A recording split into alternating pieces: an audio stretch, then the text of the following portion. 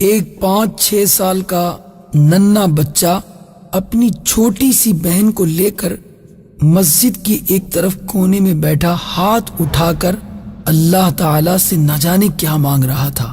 کپڑے میں میل لگا ہوا تھا، اس کے ننھے ننھے گال آنسوؤں سے بھیگ چکے تھے۔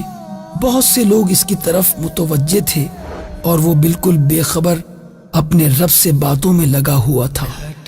جیسے ہی وہ اٹھا، ایک اجنبی نے بڑھ کر اس کا ننھا سا ہاتھ پکڑا اور اس سے پوچھنے لگا، اپنے رب سے کیا مانگا تم نے؟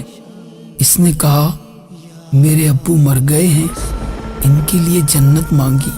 میری ماں روتی رہتی ہے، ان کے لیے صبر۔ میری بہن ماں سے کپڑے سامان مانگتی ہے، ان کے لیے رقم۔ بیٹا آپ اسکول جاتے ہو؟ اس اجنبی نے پھر سوال کیا۔ ہاں جاتا ہوں، اس نے کہا۔ کس کلاس میں پڑھتے ہو؟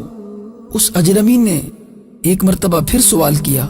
نہیں انکل، پڑھنے نہیں جاتا، ماں چنے بنا کر دیتی ہے نا، تو وہ اسکول کے بچوں کو فروخت کرتا ہوں، اور اسکول کے بہت سارے بچے مجھ سے وہ چنے خریدتے ہیں، بس ہمارا یہی کام دھندہ ہے۔ تمہارا کوئی رشتہ دار بھی ہے؟ نہ چاہتے ہوئے بھی اس اجنبی نے اس بچے سے پھر سوال کر دیا۔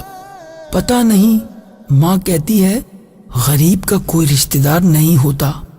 ماں جھوٹ نہیں بولتی، پر انکل مجھے لگتا ہے میری ماں کبھی کبھی جھوٹ بولتی ہے۔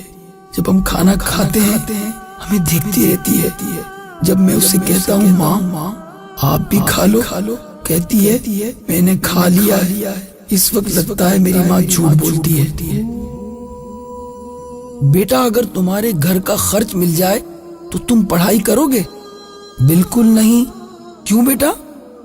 دنیاوی تعلیم حاصل کرنے والے غریبوں سے نفرت کرتے ہیں انکل۔ ہمیں کسی پڑھے ہوئے نے کبھی بھی نہیں پوچھا، ہمارے پاس سے گزر جاتے ہیں۔ اجنبی حیران بھی تھا اور پریشان بھی۔ پھر اس بچے نے کہا، ہر روز اس مسجد میں آتا ہوں، کبھی کسی نے نہیں پوچھا۔ یہاں تمام آنے والے میرے والد کو جانتے تھے، مگر ہمیں کوئی نہیں جانتا۔ اب وہ بچہ بہت زور زور سے رونے لگا، کہنے لگا، انکل جب باپ مر جاتا ہے تو سب اجنبی کیوں ہو جاتے ہیں؟ اس بچے کا میرے پاس کوئی جواب نہیں تھا۔ صلو علی الحبیب صلی اللہ علیہ وسلم۔ اللہ کی رضا کی نیت سے جو خوش نصیب یتیموں کے سر پر دست شفقت پھیرتے ہیں، ان کو حضور سراپے نور کی بشارت ہو۔ ہمارے آقا اور مولا دونوں عالم کے داتا صلی اللہ علیہ وسلم نے فرمایا، جس شخص نے کسی یتیم کے سر پر صرف اللہ کے لیے ہاتھ پھیرا تو سر کے جتنے بالوں پر اس کا ہاتھ پھرا، ہر بال کے حساب سے اس کی نیکیاں ثابت ہوں گی۔